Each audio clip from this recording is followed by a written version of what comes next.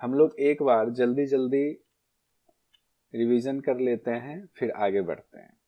हमने कहा था एक सुंदर कहानी के जरिए हम समझेंगे योग दर्शन की शुरुआत। बस एक बनाते हैं कुछ निमोनिक टाइप में या कहानी के जरिए। जैसे मान लीजिए कि श्लोक नाम का एक छात्र है जो गुरुकुल में योग पढ़ने गया हुआ है गुरु के पास। और जब गुरु के पास गया तो श्लोक वहाँ हाथ जोड़ करके पहले गुरु के प्रति अपनी श्रद्धा व्यक्त करता है और अनुशासन के साथ पढ़ने बैठता है। फिर पूछता है गुरुजी से सवाल, गुरुजी योग क्या है?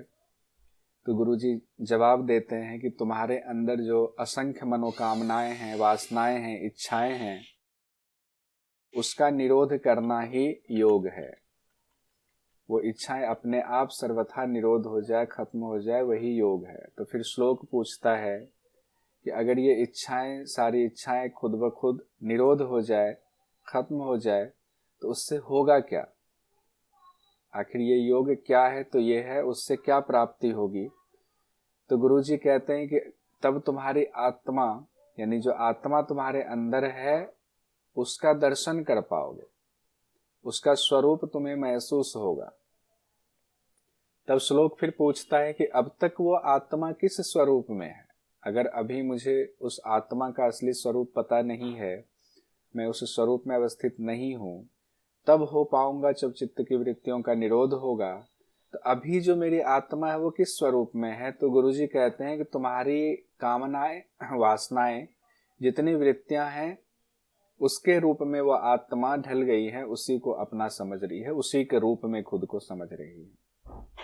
तब फिर छात्र पूछता है, गुरुजी मेरी तो आंखें खुल गई हैं, लेकिन वृत्तियों के बारे में बताएं। तब गुरुजी कहते हैं वैसे वृत्तियां असंख्य हैं, उनको 5 कैटेगरी में बांटा जा सकता है, असंख्य वृत्तियों को। और पांचों वृत्तियां अच्छी और बुरी, क्लिष्ट और अक्लिष्ट दोनों होती है।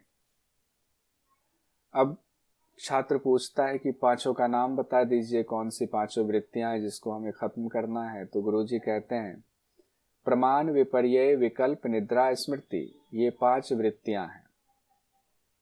और फिर गुरुजी पांचों वृत्तियों के बारे में अलग अलग बताते हैं।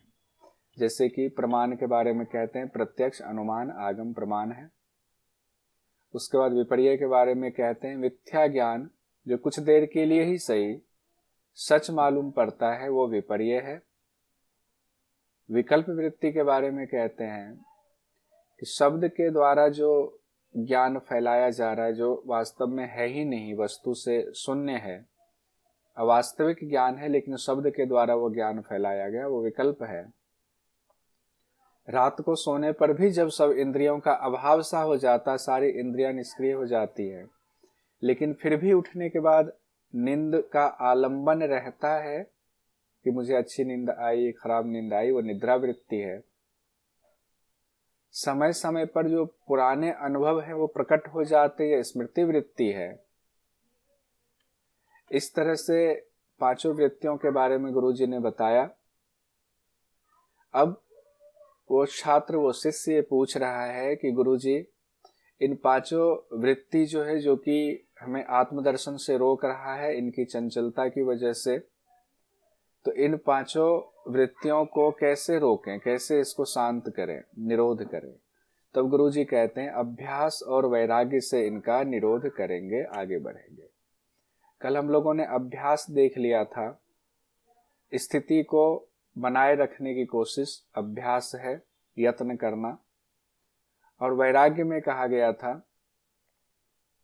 अपर वैराग्य और पर वैराग्य। एक को कहा गया था कौन सा? अपर वैराग्य का नाम दूसरा क्या था? वशीकार संज्ञा वैराग्यम। वशीकार संज्ञा वैराग्यम में ये कहा गया था कि दृष्टानुश्रविक, देखे और सुने गए विषयों से भी जब तृष्णा का अभाव हो जाए तो अपर वैराग्य है। और पर वैराग्य के बारे में कहा गया था का ज्ञान हो जाने पर तीनों गुणों का अभाव हो जाना। हाँ, नहीं, उसमें क्या है, अभाव नहीं हो जाएगा। ना ही मुकेश जी आप कह रहे कि तीनों गुण खत्म हो जाएंगे, नहीं। जब पुरुष का ज्ञान हो जाता है, पुरुष की ख्याति हो जाती है, तो प्रकृति के जो 3 गुण हैं आप अच्छे से समझ लेते हो कौन दोस्त कौन दुश्मन है।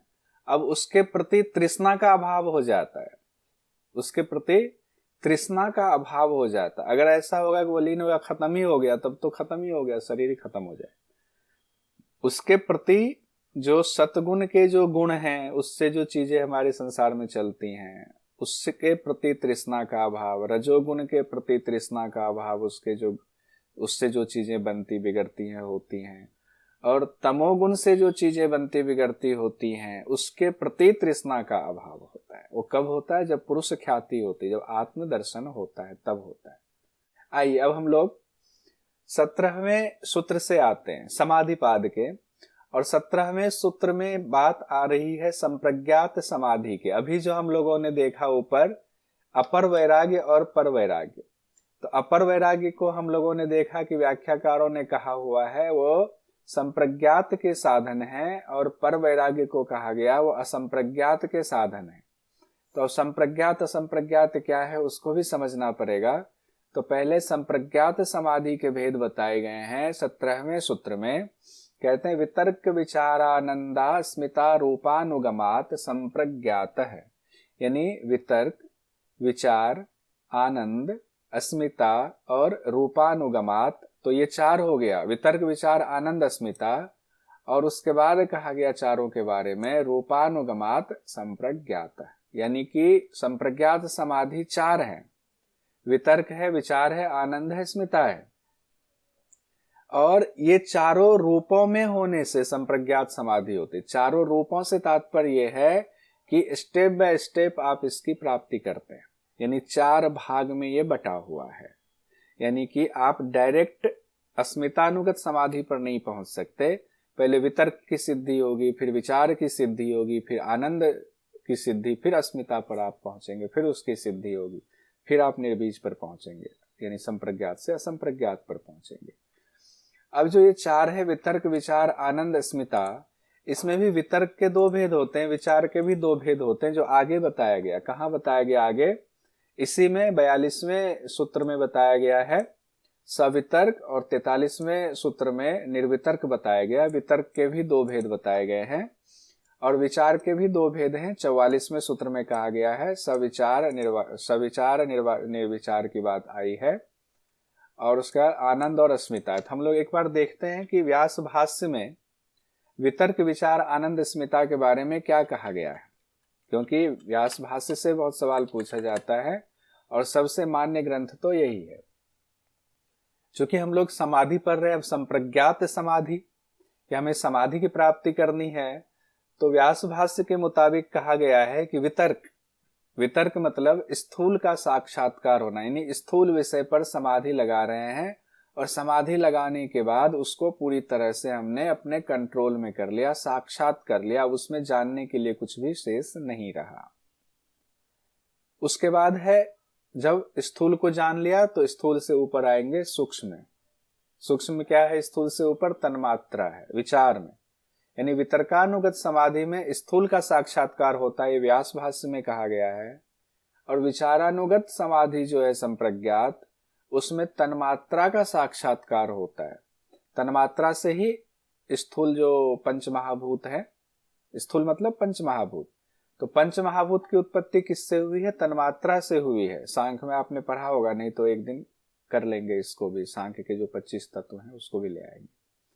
तो विचार में क्या होगा? स्थूल से ठीक ऊपर तन्मात्रा है, तन्मात्रा का साक्षात्कार होगा, यानी आप दूसरे स्टेप पर पहुंच गए, थोड़ी सी और आपकी उन्नति हुई संप्रज्ञात समाधि में। और उसके बाद तीसरा जो स्टेप है तन्मात्रा को साधने के बाद, वो है इंद्रियों के ऊपर। अब जो आपकी समाधि होगी तन्मात्रा के बाद, वो इंद्रियों पर होगी, यानी अवलंबन किस पे होगा? इंद्रियों पे। तो आनंदानुगत समाधि में इंद्रियों का भी आप साक्षात्कार कर लेते हैं, तब माना जाता है कि आनंदानुगत समाधि आपकी कंप्लीट हुई।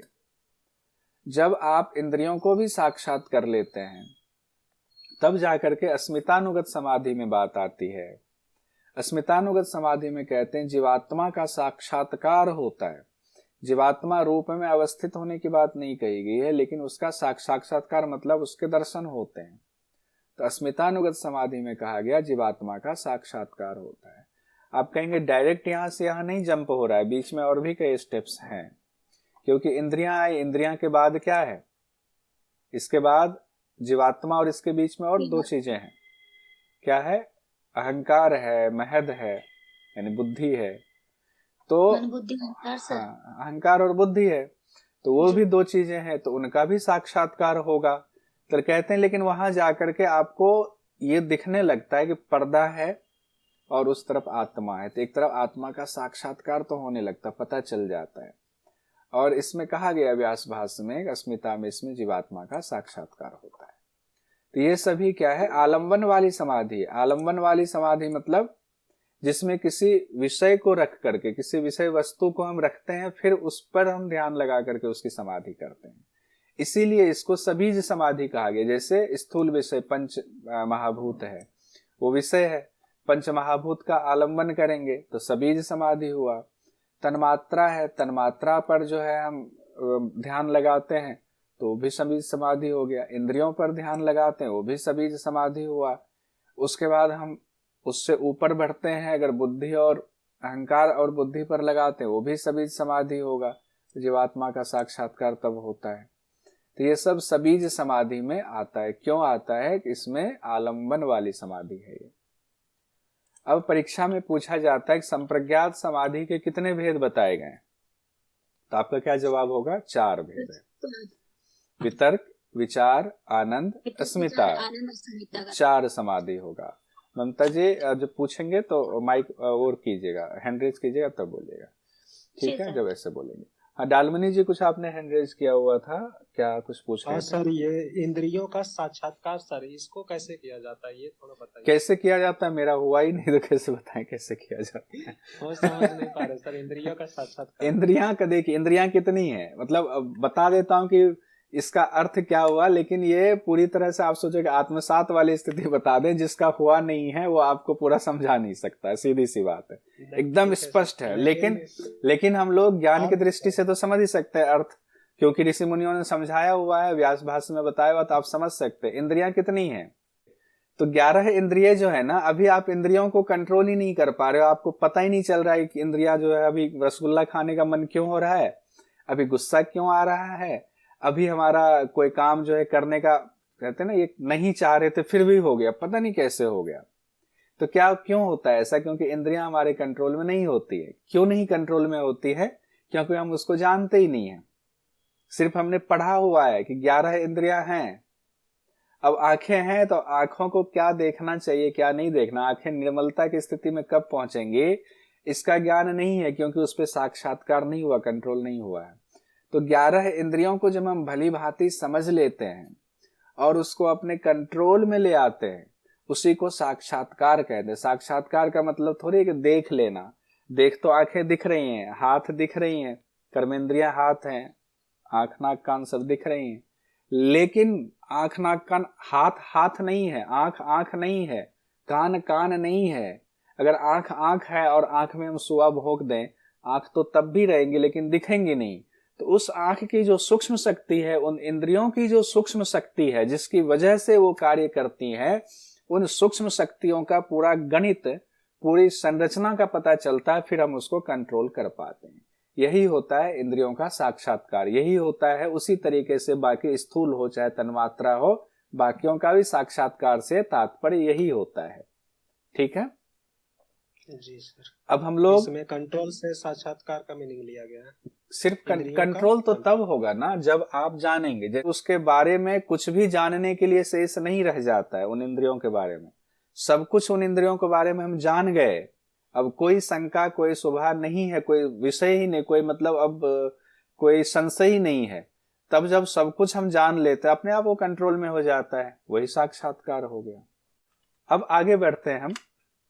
अब एक बार ये रिवीजन कर लेते हैं, क्योंकि यहां से एग्जाम में क्वेश्चन आ सकता है, ध्यान रखिए। जैसे कि आपको दिया, वितर्क समाधि के आलंबन क्या है? स्थूल विषय है। वितर्क समाधि किस पे लगाई जाती है? स्थूल विषय पर। विचार समाधि के आलंबन क्या है? आलंबन मतलब जिस पर ध्यान लगाना, तन्मात्रा है। विचार समाधि किस पे की जाती है? तन्मात्रा पे की जाती है।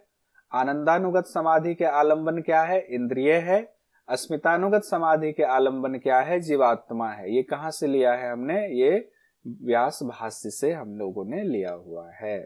तो इसको इंपॉर्टेंट पॉइंट है, नोट कीजिएगा। क्वेश्चन देखिए 2017 नवंबर में पूछा गया था, संप्रज्ञात समाधि के निम्नलिखित प्रकारों को क्रम में व्यवस्थित करें। तो कर ही लेंगे। वितर्क विचार आनंद स्मिता, वितर्क विचार आनंद स्मिता, CADB। आइए आगे बढ़ते हैं। 18वें सूत्र पर आते हैं हम लोग। विराम प्रत्ययाभ्यास पूर्व संस्कार शेषो अन्यः। यहां पर कहा गया विराम प्रत्यय अभ्यास पूर्व संस्कार शेषः अन्यः। क्यों कहा गया है? अन्य शब्द का बड़ा अर्थ है। अन्य मतलब होता है असंप्रज्ञात। ऊपर हम लोगों ने संप्रज्ञात पढ़ा हुआ है। वितर्क विचार आनंद स्मिता, संप्रज्ञात के बाद क्या आएगा? असंप्रज्ञात। मान लीजिए वितर्क विचार आनंद अस्मिता तक आप पहुंच गए, अस्मिता तक पहुंच गए, तभी तो असंप्रज्ञात आएगा। तो उससे आगे की बात की जा रही है। 17वां जहां तक पढ़ा उससे अगली बात इसमें कही गई। क्या है? विराम प्रत्यय, सब वृत्तियों का निरोध हो जाता है। प्रत्यय मतलब कारण जो है, जो परवैराग्य है, उसका ज्ञान हो जाता है, उसके बारे में साक्षात्कार हो जाता है। अभ्यास पूर्व है, उसके बारंबार अभ्यास से। पूर्व संस्कार शेष अन्य है, जो संस्कार शेष रह जाते हैं वह अन्य है। अब इसका क्या तात्पर्य हुआ कि आपने जो अभ्यास किया, अब आप भोगों की तरफ नहीं जा रहे हैं, विराम लग गया हुआ है, सबको आपने साक्षात्कार कर लिया, जानना कुछ शेष नहीं। और जब सच्चाई पता चल गई तो लगा इससे हमारा कोई मतलब नहीं है। चित्त में अब ये संस्कार बस बचे हुए हैं, बाकी चीजें खत्म हो गई हैं। यानी कि हमें अगर रसगुल्ला खाने का मन होता था तो अब रसगुल्ला पे ध्यान जा ही नहीं रहा। गुस्सा आता था, क्रोध पे कंट्रोल कर लिया। किसी से घृणा होती थी, कंट्रोल कर लिया। किसी से बहुत ज्यादा भाव जुड़ गया, प्यार हो गया बहुत ज्यादा, सब कंट्रोल कर लिया। अपने आप वो निरोध हो गया। निरोध तो हो गया, लेकिन ये संस्कार बचा हुआ है कि हमने निरोध कर लिया। तो मन में ये भाव बचा हुआ है कि हमारा निरोध हो गया, निरोध हो गया। तो ये भाव ही संस्कार शेष कहलाता है कि निरोध के होने का जो भाव है वो संस्कार शेष है। तो ये क्या स्थिति है? केवल इससे ठीक पहले वाली अवस्था है और इसी को अन्य कहा गया है। अन्य से यहाँ तात्पर्य है संप्रज्ञात से अलग। तो संप्रज्ञात से अलग है असंप्रज्ञात। असंप्रज्ञात को ही अन्य शब्द से कहा गया है और असंप्रज्ञात का मतलब यहाँ कहा गया निर्बीज है। निर्बीज समाधि इसको कही गई है। अब तो जो जहां तक पहुंचे हैं उसमें जो संस्कार है उन संस्कारों को आप खत्म करते जा रहे हैं। अब बिल्कुल भी नहीं भाग रहा है। चित्त में जितने संस्कार थे वो खत्म हो रहे हैं। अब संस्कार का भाव बस बच जाता है। संस्कार के भाव जो बच जाते हैं वो निर्बीज समाधि है। और निर्बीज समाधि को भी खत्म करने के उपाय तो बताए ही गए हैं, तभी तो वहां पर कैवल्य की स्थिति आती है। बताए गए, बाद में बताए गए हैं, ऐसा नहीं बताया गया। अब उसके बाद देखिए क्वेश्चन पूछा गया है जून 2023 में, असंप्रज्ञात समाधि में विराम संबंधित है। विराम जो शब्द आया हुआ है, चित्त का संस्कार, प्रत्यय, प्रज्ञा संस्कार, कर्म संस्कार, अभ्यास, कौन सा होगा? विराम जो कहा गया है असंप्रज्ञात समाधि में, चित्त के संस्कार का विराम होगा कि प्रत्यय का विराम होगा, प्रज्ञा का संस्कार का विराम होगा, किसके लिए कहा गया है? कर्म संस्कार का विराम है, अभ्यास का विराम कहा गया है। ये सीधे सीधे लिया गया है इस सूत्र से। सूत्र में है विराम प्रत्यय अभ्यास पूर्व संस्कार शेषो अन्य। तो यहाँ 3 शब्द आया हुआ है, विराम, प्रत्यय और अभ्यास। ठीक है, तो यहाँ पर भी वही चीज लिया गया है, विराम संबंधित है प्रत्यय और अभ्यास से। तो सीधे सीधे सूत्र को उठा करके ले लिया हुआ है, बी और ई वाला। ठीक है, अब आगे बढ़ते हैं। संप्रज्ञात असंप्रज्ञात की चर्चा जब हम लोगों ने कर लिया हुआ है, संस्कार शेष अन्य जो है वो असंप्रज्ञात कहा गया। संप्रज्ञात में हम लोगों ने देखा वितर्क, विचार, आनंद, अस्मिता, ये संप्रज्ञात है। उसके बाद आता है, यहां बात आती है संप्रज्ञात असंप्रज्ञात आ गया। अब असंप्रज्ञात किस किस की होती है? उस अवस्था तक जाने के लिए कौन कौन से लोग एलिजिबल हैं, अब यहां पर चर्चा हो रही है कि ऐसे साधक की चर्चा आगे की गई है जिन्होंने असंप्रज्ञात की प्राप्ति से पहले ही शरीर को छोड़ दिया। हालांकि वो शब्द इस्तेमाल नहीं किया गया है कि असंप्रज्ञात के लिए ही है, लेकिन सभी व्याख्याकारों ने तकरीबन ये कहा है कि असंप्रज्ञात की ही बात होती है, क्योंकि लिंक उसी तरीके से जुड़ा हुआ है। जैसे भव प्रत्ययो विदेह प्रकृति लयानाम, भव प्रत्यय विदेह प्रकृति लयानाम। भव मतलब क्या होता है? भव मतलब होता है जो संसार आदि शरीर है, शरीर भी भव में आएगा। शरीर और संसार आदि जो कुछ भी ये प्रकृति में चीजें हैं वो भव है। और प्रत्यय का मतलब क्या है? उसका ज्ञान हो जाना, यानी कि इन सारी चीजों का ज्ञान हो जाना। वो किसका होता है? विदेह और प्रकृति लय योगियों का होता है। यानी यहाँ दो योगियों की चर्चा है, विदेह योगी, प्रकृति लय योगी। दोनों के बारे में भी मोटा मोटा हम लोग देखेंगे, विदेह योगी का क्या अर्थ होता है, क्या विद्वानों ने बताया है, और प्रकृति लय योगी का क्या अर्थ होता है, व्यास भाष्य में क्या बताया गया है। तो यहाँ कहा जा रहा है 19वें सूत्र में समाधिपाद में, जन्म से ही शरीर आदि संसार के यथार्थ ज्ञान से, इनका यथार्थ ज्ञान हो गया शरीर का और संसार का, कि ये बांधने वाला है।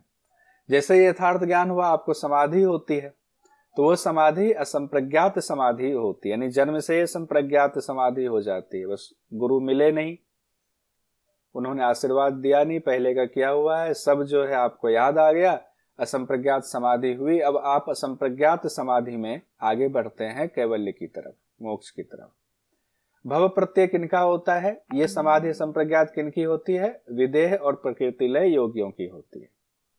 या दूसरे अर्थों में कहें, जो विदेह योगी है, प्रकृति लय योगी हैं, जिनकी साधना पूरी नहीं हुई थी, कैवल्य तक नहीं पहुंचा था, उनका जन्म फिर से हुआ, और जन्म होते ही उनको यथार्थ ज्ञान होता है। क्यों होता है? भ्रष्ट जिसे कहा जाए। हाँ, योग भ्रष्ट गीता में कहा गया है।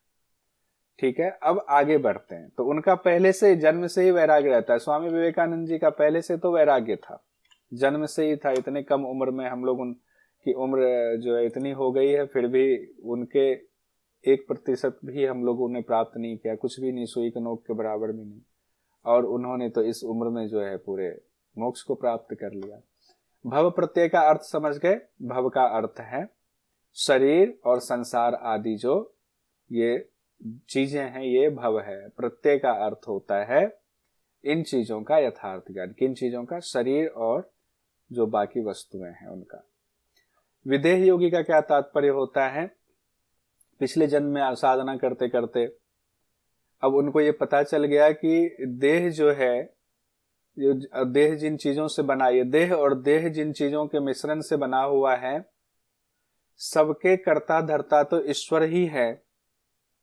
ये देह है तो जन्म मरण का ये चक्र देने वाला है, इससे क्यों हमारी आसक्ति है? इससे आसक्ति खत्म हो जाती है।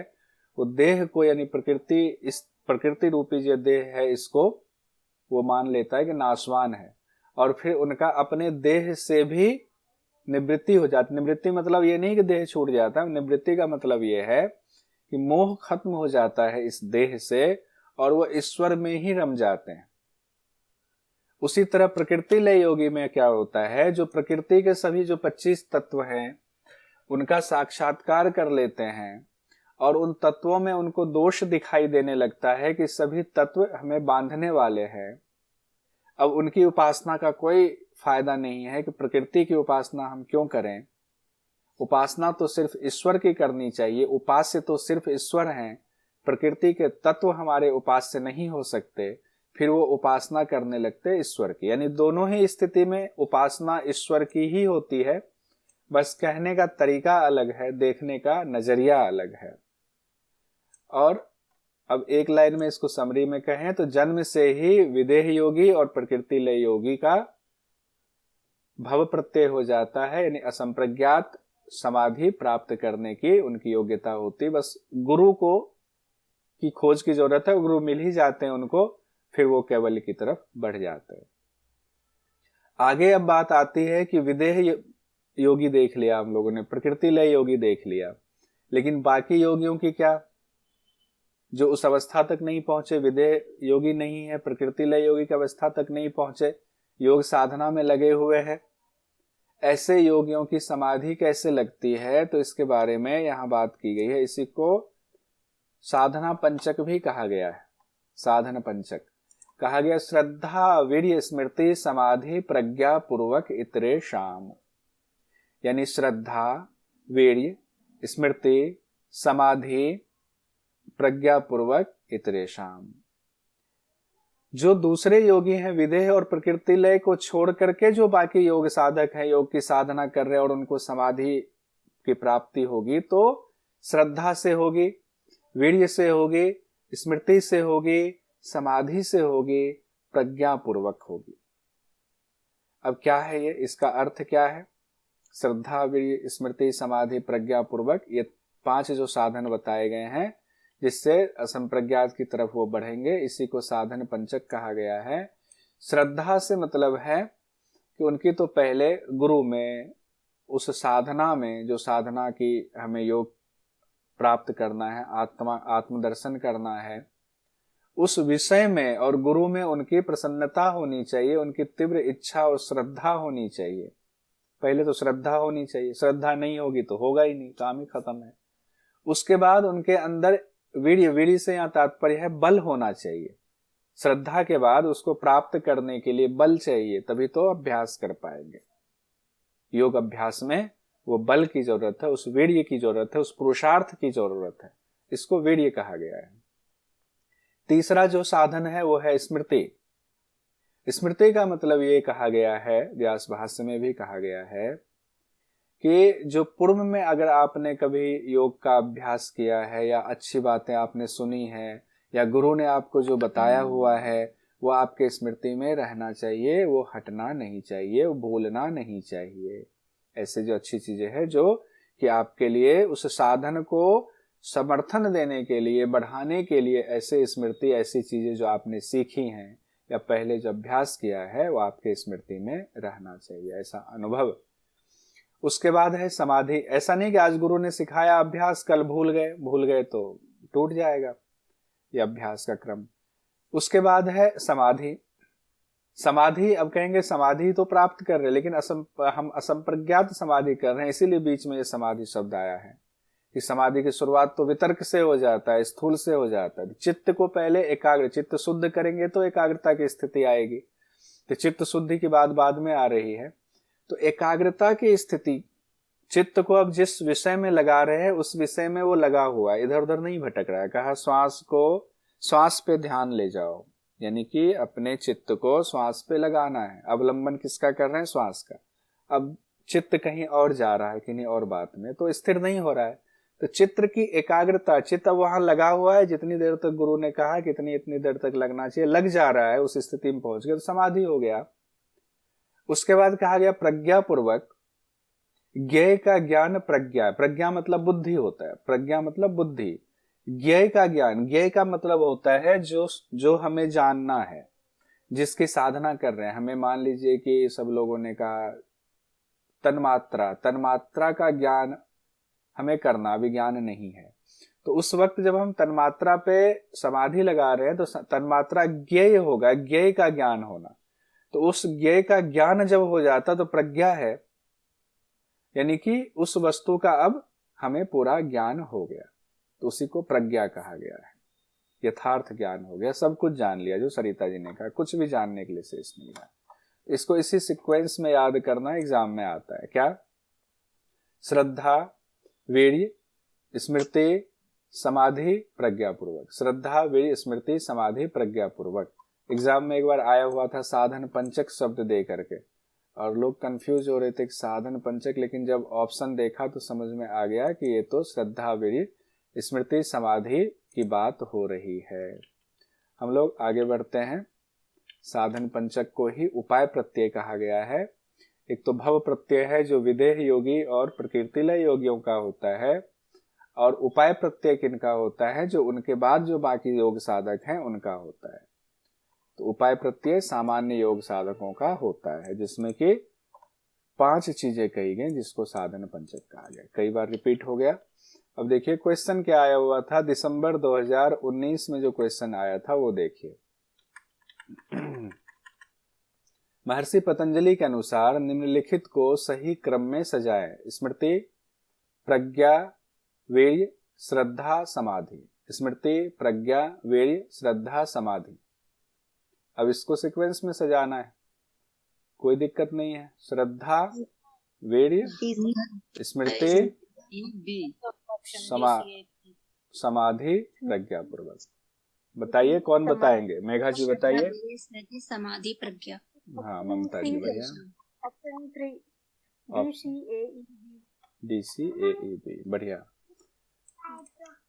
अब हम लोग देखते हैं फरवरी 2023 में क्या क्वेश्चन पूछा गया। जो अभी बात हो रही थी साधन पंचक की, तो पूछा गया था पातंजल योग सूत्र के अनुसार साधन पंचक में नहीं है श्रद्धा, वैराग्य, समाधि, स्मृति।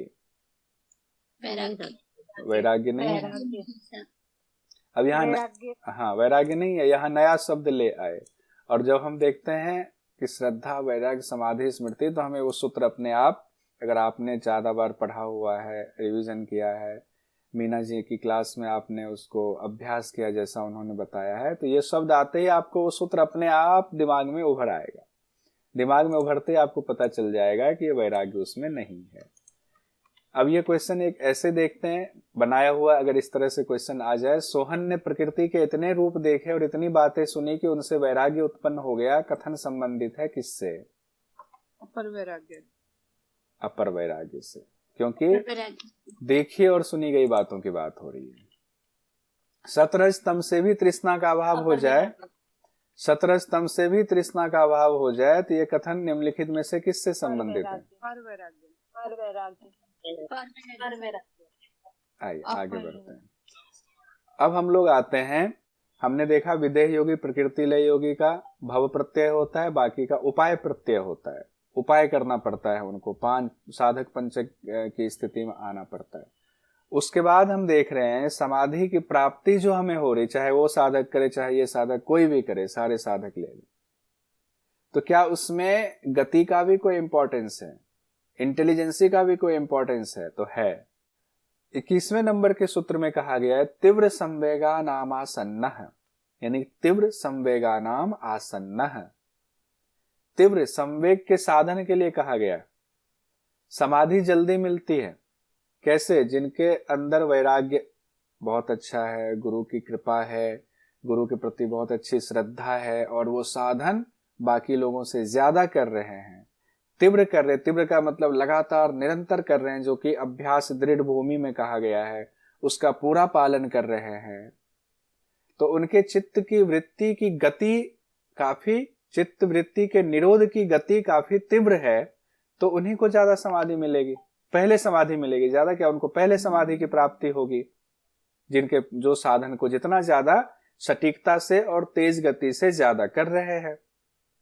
और व्यास भाष्य में कहा गया है कि विवेक और वैराग्य जिनके पास ज्यादा है, किसी का वैराग्य विवेक कम ज्यादा हो सकता है, तो विवेक जिनके पास है, वैराग्य भी उनका ज्यादा दृढ़ स्थिति में है, और वो अभ्यास लगातार करते जा रहे हैं, दृढ़ होकर के करते जा रहे हैं, तो उनको जल्दी प्राप्ति हो गई। यहाँ ये कहा गया है कि जो जितना पढ़ेगा उसका JRF जल्दी निकलेगा।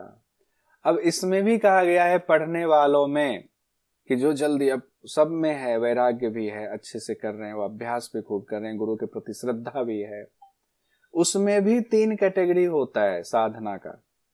मृदु मध्याधिमात्रत्वात् ततो अपि विशेषः, कहते हैं मृदु मध्य अधिमात्रत्वात् ततः अपि विशेषः। उसमें भी जो बहुत सारे लोग अगर हैं उसको फॉलो करने वाले, इस नियम को कि हम बहुत तीव्र गति से करेंगे, वैराग्य का भी खूब पालन करेंगे, गुरु के बताए हुए सारे रास्तों का पालन करेंगे, सब कुछ छोड़ के हम योग में लगे हुए, हमारी साधना बहुत तीव्र है, ऐसे मान लीजिए कि 10 साधक हैं, उन 10 में से भी कुछ ऐसा होगा कि उस 10 में से भी बहुत ज्यादा होगा इंटेलिजेंट, कुछ मध्य स्थिति में होगा, कुछ उसमें भी थोड़ा निम्न कैटेगरी में होगा। उसी के लिए कहा गया है। उस तीव्र संवेग के भी 3 भेद होते हैं, मृदु, मध्य, अधिमात्र। अधिमात्र की विशेषता होती, मतलब जो उसमें भी जो सबसे इंटेलिजेंट होगा उसको सबसे पहले समाधि की प्राप्ति होगी। और शिव संहिता में इसका 4 भेद बताए गए हैं, मृदु, मध्य, अधिमात्र, अधि, और चौथा क्या है, अधिमात्रतम। वहां 4 बताए गए, यहाँ पर 3 बताया गया, मृदु, मध्य, अधिमात्र।